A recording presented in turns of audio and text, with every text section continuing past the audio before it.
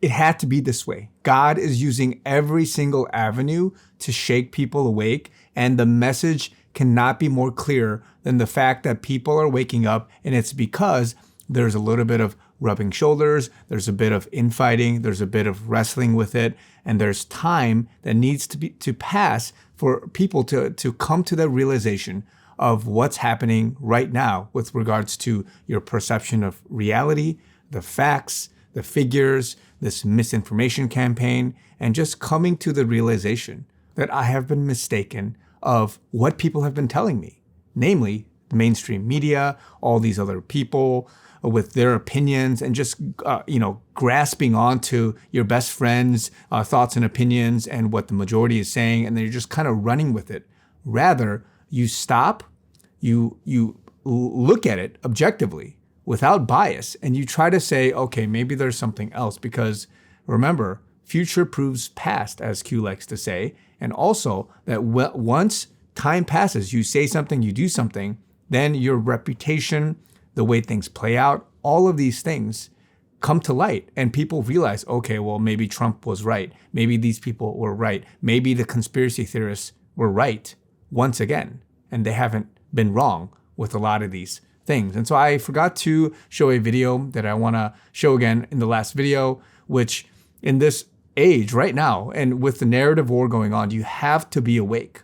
You have to realize that, yes, there are people that make some mistakes. And this is referring to a lot of people coming out with footage, thinking it was old footage, but it turned out to be not old footage. There was a moment with Donald Trump Jr. for which people thought a community note was flagged, saying that some graphic Hamas video showed that Donald Trump Jr. that he shared on, I think on Twitter, is actually real. So people are flagging things as being false when in fact it's real. And this is happening everywhere. Snopes and all these guys, they're having to backtrack. But sadly, some of the damage has already been done. So this is the war that we have to fight. And again, let me show this video that I had mentioned in the last video I wasn't able to show. These are not Israeli helicopters getting destroyed by Hamas rockets. They're all over social media, but it is in fact from a video game, Arma 2.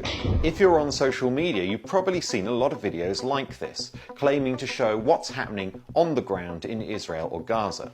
This post claims to show Israeli forces dropping white phosphorus into Gaza, a potential war crime. But it's false too. This video comes from Vuhledar in eastern Ukraine and dates from earlier this year. So how do we know that? Well, there are a number of techniques you can use to verify pictures and information from the internet. In this one, we took a screen grab of the video and ran that through Google Images. That led us to an article from the Sun newspaper, and you can see there at the top the video. Sometimes the videos themselves can carry clues. This video, people are claiming, shows a new incursion into Israel. But no. If you look here, this is the emblem of the Egyptian Military Academy. And along the top there, that says Military Academy in Arabic. With Google Maps, we can track down this building to Cairo. And there it is, the same building. And there are, sadly, some videos that we've seen before. This video, which I'm not going to show, does not show an Israeli girl being tortured by Hamas soldiers. It shows a young girl in 2015 being killed in Guatemala. But that hasn't stopped the same video being used in India, claiming she was a Hindu girl who had attended prayers at a Christian church. Or in Afghanistan in 2021 after the fall of Kabul. In both those instances, this same video appeared on social media.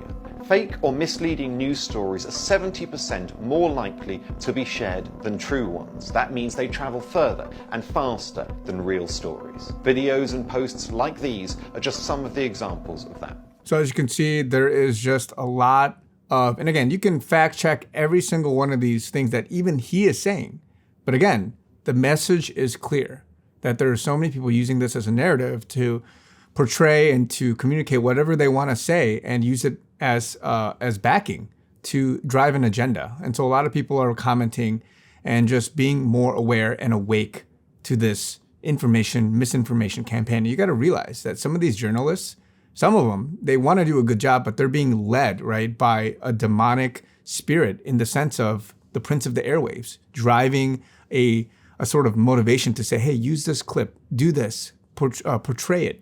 And then And again, they're not, sitting there saying, "Oh, I'm a demonic worshiper. I want to, project false information." They're not sitting there saying that. Many people, they have a spirit, a liberal, a antichrist type spirit. Yes, and they are against, the patriot movement or the godly movement and all that stuff. But there's also top down.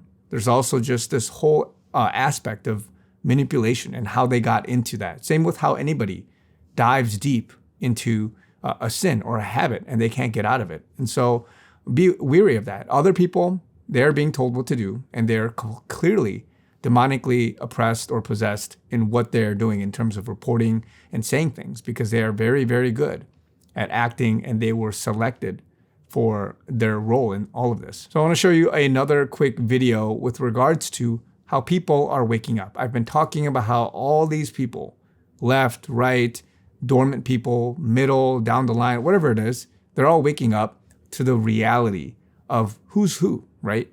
People hated Trump, but they're coming around saying, okay, maybe he was right.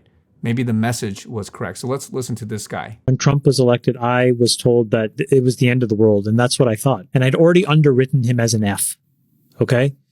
And then 4 years into the presidency, he was probably like a C in my mind. And then as I get a little bit of distance away, I realized, no, hold on a second. This guy was like a B plus. Like, he was pretty good.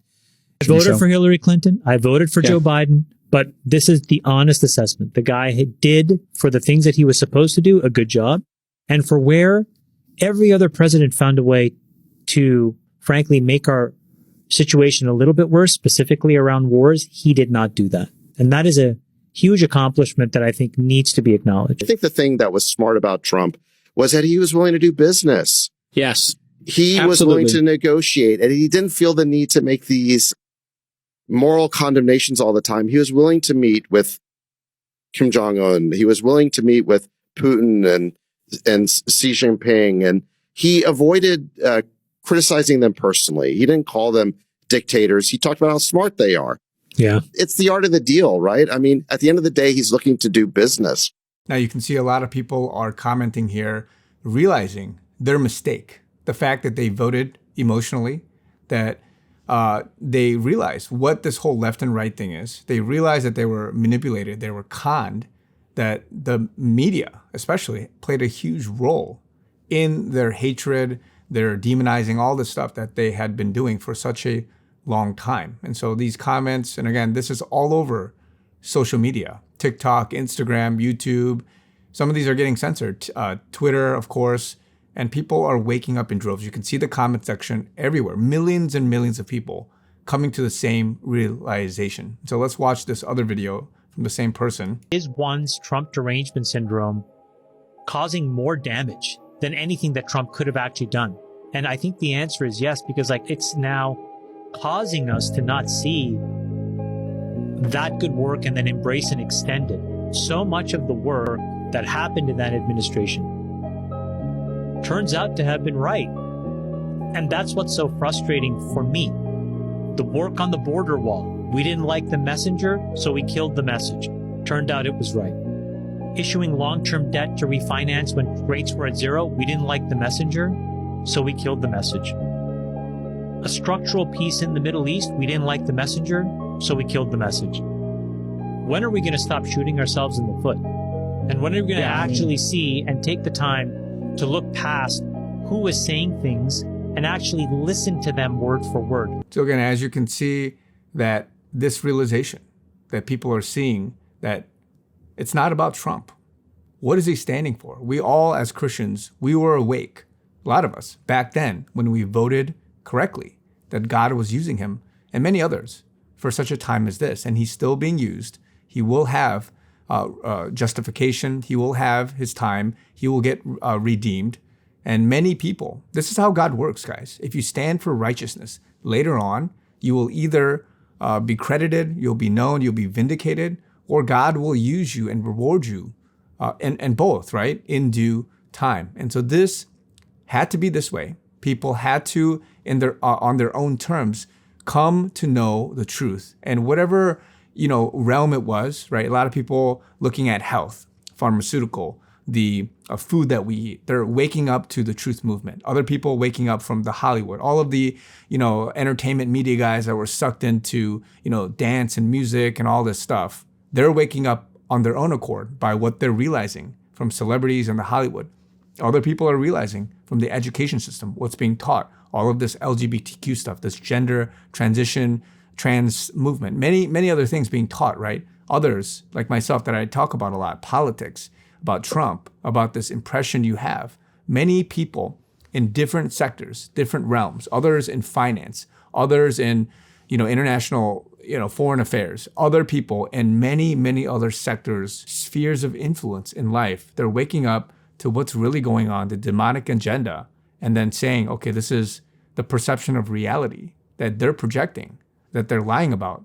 But I'm doing the research, I'm praying about it, and I'm seeing what this means for me, for my family, my future. And so this is the type of awakening God is using to shake you, to not only realize the truth, but then come to the realization of who God is. Because God has to awaken people. You can't just tell them, you have to show them, as Q likes to say. You have to allow a certain period of time. It can't be overnight. You can't just throw the kitchen sink at them. You have to allow them to digest it, to chew on it, and so that they, as it marinates, they will come to the realization on their own. Just like with kids, right? You don't just stuff Jesus down their throat. You pray for them, you introduce it at the right window, right time. You come and you give it to them, whatever the message is that the Holy Spirit leads one to say. But eventually, as you pray and as you allow God to work in their life, they will come to know Christ. And the same goes for the truth. So many of us were fighting, myself included, to try to communicate and say things like, listen, like, wake up. And sadly, a lot of my own friends and family,